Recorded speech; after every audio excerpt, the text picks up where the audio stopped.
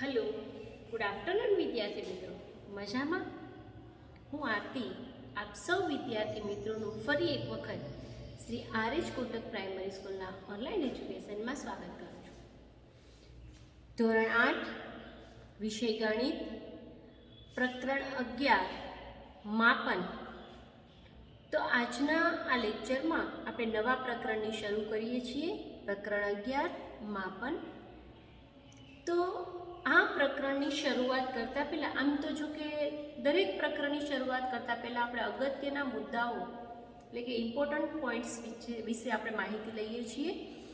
તો આ પ્રકરણમાં પણ અગત્યના મુદ્દા જોશું અને આ પ્રકરણમાં તો ઇનફેક્ટ વધારે છે, કારણ કે માપન, જેમાં પરિમિતિ, ક્ષેત્રફળ, અલગ અલગ આકારો, તમે જે સમાંતર બાજુ ચતુષ્કોણ, સમબાજુ ચતુષ્કોણ, વર્તુળ, ત્રિકોણ, આ બધી જ માહિતી છે એ આપણે આ પ્રકરણમાં મેળવીશું. તો સૌથી પહેલાં આજના લેક્ચરમાં આપણે અગત્યના મુદ્દાઓ સમજીએ અને લખીએ. તો સૌથી પહેલો મુદ્દો છે ક્ષેત્રફળ.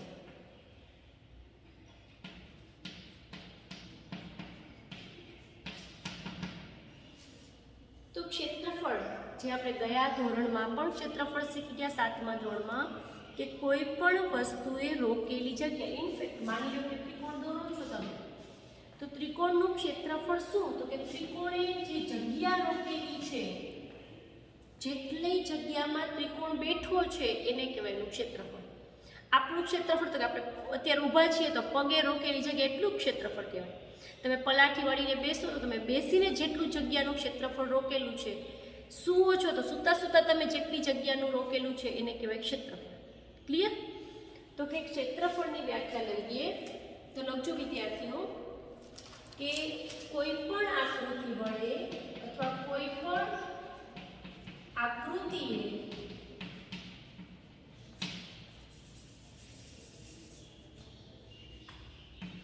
સમતલમાં રોકેલી જગ્યાને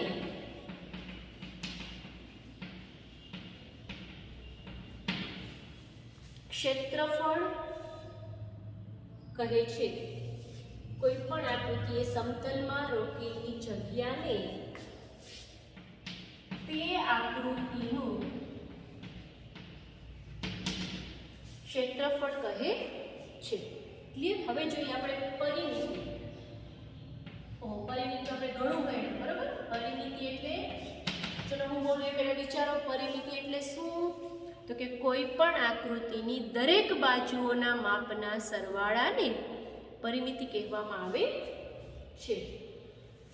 કોઈ પણ આકૃતિની બધી જ બાજુઓના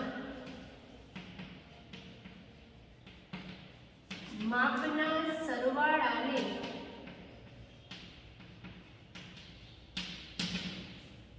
પરિમિતિ કહેવામાં આવે છે. ત્યાર પછી આપણે ક્ષેત્રફળ અને પરિમિતિ. તો હવે ક્ષેત્રફળ અને પરિમિતિ સમજ્યા પછી આપણે ક્ષેત્રફળના સૂત્રો અને પરિમિતિના સૂત્રો લખવાના છે. તો જોઈએ આપણે ક્ષેત્રફળ અને પરિમિતિ, આપણે એક એક આકાર લેતા જઈએ. માની લો કે આપણે પહેલો આકાર લઈએ છીએ ચોરસ. શક્ય હશે એ બધામાં આપણે આકૃતિ દોરશું. તો કે ચોરસની વાત કરીએ તો તમારે ચોરસ લખી અને આપણે આકૃતિ દોરીએ છીએ. તો કે ચોરસ લખી અને પછી ચોરસના બે પોઈન્ટ્સ, એક તો ચોરસની પરિમિતિ અને બીજું છે ચોરસનું ક્ષેત્રફળ. આ રીતે બધાએ આકારના નામ લખી, આકૃતિ દોરી અને પરિમિતિ અને ક્ષેત્રફળના સૂત્રો આપણે લખીશું. તો ચોરસની પરિમિતિ આપણે અગાઉ પણ ભણી ગયા, 4 ગુણ્યા બાજુની લંબાઈ અથવા L, અને ક્ષેત્રફળ કે લંબાઈ ગુણ્યા લંબાઈ. ક્લિયર? આ ચોરસની વાત કરેલી છે. પહેલો આકાર આપણે ચોરસ લીધો છે. ત્યાર પછી આપણે બીજો આકાર લઈશું લંબચોરસ. કે લંબચોરસની વાત કરીએ તો લંબચોરસમાં પણ આપણે આકૃતિ દોરી શકીએ. જેમાં પોસિબલ હશે એમાં આકૃતિ દોરશું આપણે. લંબચોરસ દોરી લંબચોરસની પરિમિતિ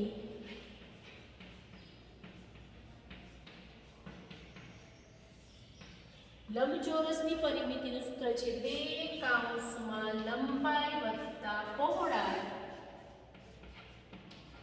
અને લંબચોરસનું ક્ષેત્રફળ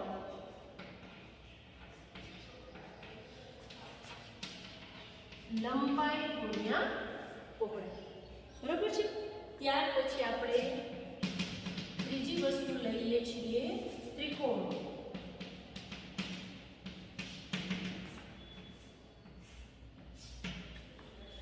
ત્રિકોણની વાત કરીએ તો આ ત્રણેય આકાર આપણે અગાઉ ભણી ગયા છે. ફરી વખત ત્રિકોણની પરિમિતિ લઈએ તો જો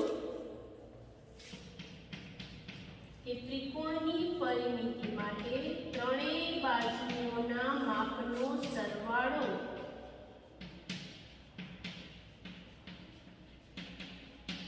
માની લો કે તમને ત્રિકોણની પરિમિતિમાં સૂત્ર યાદ નથી, ચોરસમાં લંબચોરસમાં તો બધી જ બાજુનો સરવાળો એટલે પરિમિતિ મળી જ જાય. આમાં તો બધી બાજુ સરખી છે, 4 ગુણ્યા લંબાઈ. આમાં બબ્બે બાજુ સમાન એટલે 2 લંબાઈ 2 પહોળાઈ. આમાં ત્રણેય બાજુ છે એટલે ત્રણેય બાજુનો સરવાળો. તમે આમાં ચારે બાજુનો સરવાળો પર સૂત્ર પૂછ્યું હોય તો 4 ગુણ્યા લંબાઈ જ લખવું પડે, પણ દાખલામાં તમને સૂત્ર ભૂલાઈ ગયું હોય ચારે બાજુનો સરવાળો કરી નાખો તો સાચું પડે. બરાબર છે. આ ખાસ ધ્યાન રાખજો. એમ છે ત્રિકોણનું ક્ષેત્રફળ. ક્ષેત્રફળ આપણે 7મા ધોરણમાં ભણી ગયા છીએ, યાદ હોય તો 1/3 પાયો ગુણ્યા વેધ. ક્લિયર છે? પાયો નવો શબ્દ નથી, આપણે ભણી ગયા. પાયો એટલે આ બે વેધ. એના ઉપર કોઈ પણ રેખા છે સામેના શિરોબિંદુમાંથી, અહીંયા કોઈ પણ શિરોબિંદુમાંથી સામેની બાજુ પર દોરેલો લંબ રેખા પર, લંબ એટલે 90 અંશના ખૂણે હોય તો આને કહીશું આપણે વેધ, અને જેના ઉપર વેધ હોય એને કહીશું આપણે પાયો. અને ક્ષેત્રફળ માટે, ત્રિકોણના ક્ષેત્રફળ માટે તમારી પાસે વેધ અને પાયો આ બંને વસ્તુ હોવી જોઈએ. આપણે આ 3 પોઈન્ટ્સ જોયા. હજી આપણે આગળ ઘણા બધા પોઈન્ટ્સ છે આપણે જોઈએ છીએ. ચોરસ, લંબચોરસ અને ત્રિકોણના સૂત્ર જોયા પછી લઈએ આપણે વર્તુળ. વર્તુળની વાત કરીએ તો આપણને ખબર છે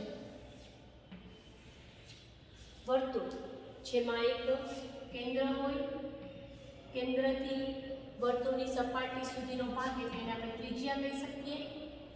એવી જ રીતે કેન્દ્રમાંથી પસાર થતો રેખાખંડ વર્તુળની એક સપાટીથી બીજી સપાટી સુધી પહોંચે તો એને આપણે ડી એટલે કે વ્યાસ તરીકે ઓળખીએ. બરાબર છે. તો આના આધારે આપણે વર્તુળના પણ 2 સૂત્ર જોઈએ છીએ. આમાં તમને વર્તુળની પરિમિતિ નહીં મળે. પરિમિતિ કોની હોય? રેખાખંડના સરવાળાની. તો આમાં તો વર્તુળાકાર ભાગ છે તો આને આપણે વર્તુળનો પરિઘ કહીશું. શું કહીશું? વર્તુળનો પરિઘ. વર્તુળમાં પરિમિતિ નહીં, વર્તુળનો પરિઘ. અને પરિઘ માટેનું સૂત્ર છે 2 ગુણ્યા પાઈ એટલે ગુણ્યા ત્રિજ્યા એટલે r. પાઈ શું છે? અચળાંક છે. તમે લખી શકો જ્યાં પાઈની કિંમત છે 22/7 અથવા 3.14 અને ત્રિજ્યા r બરાબર શું છે કે ત્રિજ્યા. 2 વસ્તુ તમે અહીંયા સૂત્રની બાજુમાં જ્યાં કરી અને લખી શકો. બરાબર છે કે જ્યાં પાઈ શું છે તો કે 22/7 અથવા 3.14. મેં અહીંયા ઉપર લખેલું છે, તમારે અહીં નીચે લખવાનું છે. અને r બરાબર ત્રિજ્યા. ક્લિયર? એવી જ રીતે વર્તુળનું ક્ષેત્રફળ. વર્તુળનું ક્ષેત્રફળ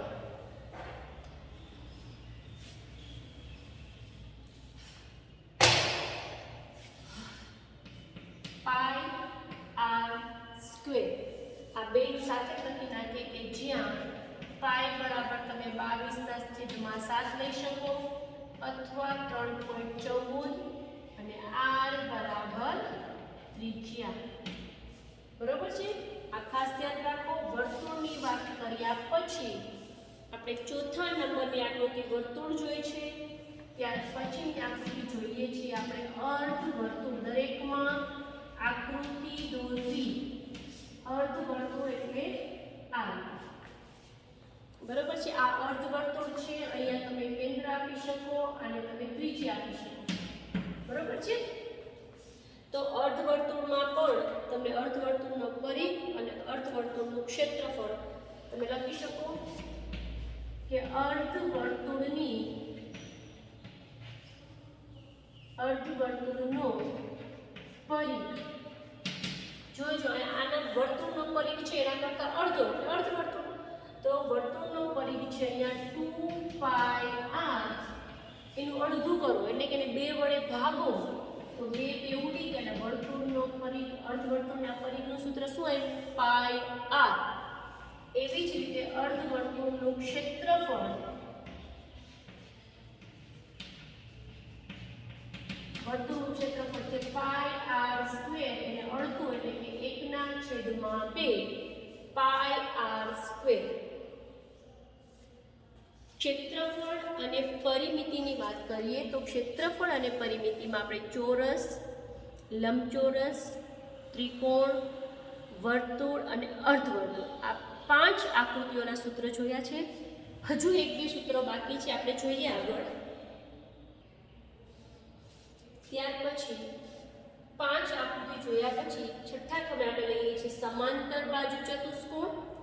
તો સમાંતર બાજુ ચતુષ્કોણ તમે આ રીતે દોરી શકો. સમાંતર બાજુ ચતુષ્કોણને હું તમને માહિતી આપી દઉં જે આપણે ગયા વર્ષે શીખી ગયા કે સમાંતર બાજુ ચતુષ્કોણ કે એવો ચતુષ્કોણ કે સામસામેની બાજુઓ સમાંતર હોય, સમાન નહીં. સમાંતર એટલે કે બંનેની દિશા સાથે, જો આ બાજુ આમ આગળ વધશે, આ બાજુ આમ આગળ વધશે, આ બે બાજુ ક્યાંય છેદશે નહીં. એટલે જે બે બાજુઓની દિશા એક જ હોય, બે ક્યાંય છેદે નહીં એવી બાજુઓને આપણે સમાંતર કહેવાય. અને એ એક જોડ સમાંતર અને બીજી જોડ પણ સમાંતર. એટલે કે જે ચતુષ્કોણમાં સામસામેની બાજુઓની જોડ સમાંતર હોય એવા ચતુષ્કોણને સમાંતર બાજુ ચતુષ્કોણ કહી શકાય. તો કે સમાંતર બાજુ ચતુષ્કોણની પરિમિતિ તો તમને કોઈ પણ આકૃતિ મેળવો, બધી જ બાજુઓના માપનો સરવાળો. તમે લખો કે બધી જ બાજુઓના માપનો સરવાળો. અને એવી જ રીતે ક્ષેત્રફળ લઈએ. ક્ષેત્રફળ બધાના અલગ અલગ છે. સમાંતર બાજુ ચતુષ્કોણના ક્ષેત્રફળની વાત કરીએ તો યાદ રાખજો પાયો ગુણ્યા વેધ. હવે આમાં ક્યાંથી પાયો આવ્યો અહીંયા રાખજો કે સમાંતર ચતુષ્કોણના 1, 2, 3 અને 4 શિરોબિંદુઓ છે. કોઈ પણ એક શિરોબિંદુમાંથી સામેની બાજુ પર દોરેલો લંબ રેખાખંડ 90 અંશના ખૂણે હોવો જોઈએ તો આને કહેવાય વેધ. અને આ જે બાજુ પર વેધ છે એને કહેવાય પાયો. એટલે તમે આ વેધ આપ્યો હોય ને આનું માપ આપ્યું એમ ન હોય, જે વેધ આપે એ જ પાયાનું માપ આપે તો જ તમે વેધ ગુણ્યા પાયો કરી અને ચતુષ્કોણનું ક્ષેત્રફળ શોધી શકશો. ચલો સમલંબ ચતુષ્કોણ. સમલંબ ચતુષ્કોણમાં તમારે ટેબલ લેમ્પ યાદ રાખવાનો છે. જો આ રીતે આ ટેબલ લેમ્પ આકાર કે જેની એક જ જોડ સમાંતર હોય. જો આ એક જોડ ક્યાંય છેદશે નહીં, પણ આ બે જોડ જો ધીમે ધીમે કરતા ક્રોસ થશે ઉપર, બરોબર છે. એટલે કે જે ચતુષ્કોણની એક જ જોડ સમાંતર હોય એવા ચતુષ્કોણને સમલંબ ચતુષ્કોણ કહેવાય છે. તો સમલંબ ચતુષ્કોણની પરિમિતિની વાત કરીએ તો કે બધી જ સમલંબ ચતુષ્કોણ એની પરિમિતિની વાત કરીએ તો કે ચારે બાજુના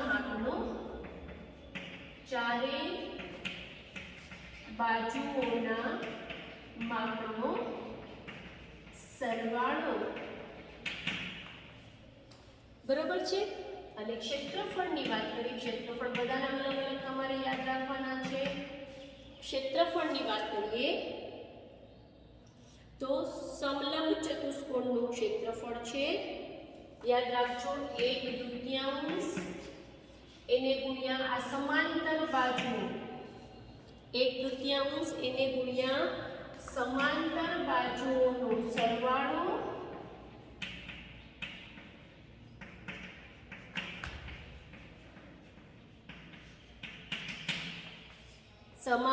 બાજુઓનો સરવાળો અને એને ગુણ્યા સમાંતર બાજુઓ વચ્ચેનું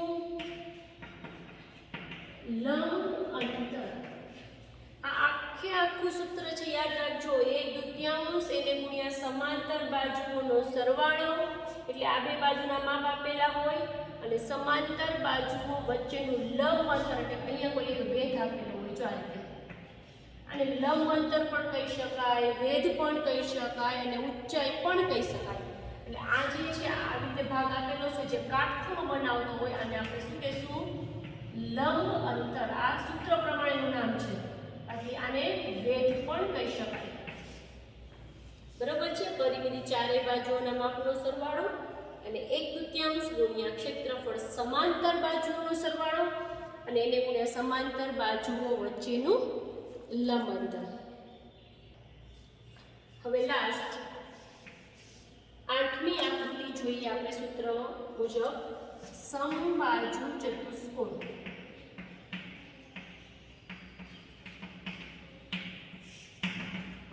સમબાજુ ચતુષ્કોણમાં પરિમિતિ, સમબાજુ એટલે એક જાતનો ચોરસ જ, ચારે ચાર બાજુ એક જ સદી, બરોબર. કે પરિમિતિની વાત કરીએ તો ચારેય બાજુઓના માપનો સરવાળો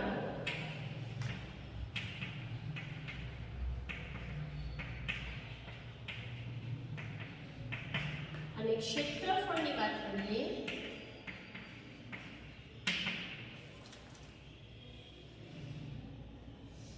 તો યાદ રાખજો કે 1/2 એને ગુણ્યા વિકર્ણોનો ગુણાકાર.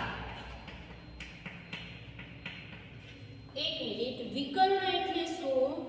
તો કે એક એવો ચતુષ્કોણ જેમાં સામસામેના શિરોબિંદુને જોડતો રેખાખંડ, એટલે એને કહેવાય વિકર્ણ. તો આ એક વિકર્ણ અને આ બીજો વિકર્ણ, આ બેનો ગુણાકાર અને એની સાથે 1/2. આ છે સમબાજુ ચતુષ્કોણનું ક્ષેત્રફળ. પરિમિતિ અને ક્ષેત્રફળમાં આપણે 8 અલગ અલગ પ્રકારના આકૃતિ જોઈ અને એના સૂત્રો લખ્યા. હવે તમારે અગત્યનો પોઈન્ટ કે પરિમિતિનો એકમ, આ ખાસ યાદ રાખજો, મીટર અથવા સેન્ટીમીટર છે.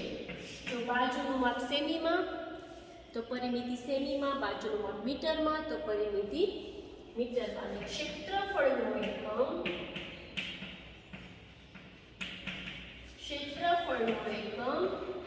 કા મીટર સ્ક્વેર અથવા સેમી સ્ક્વેર.